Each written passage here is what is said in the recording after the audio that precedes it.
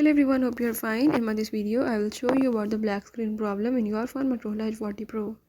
So in this device, if you are having the issue related to the black screen, I will show you in this video how you can fix it. Before I start, if you are new to my channel and watching the video for the first time, don't forget to subscribe and press the bell icon. Now let's watch it.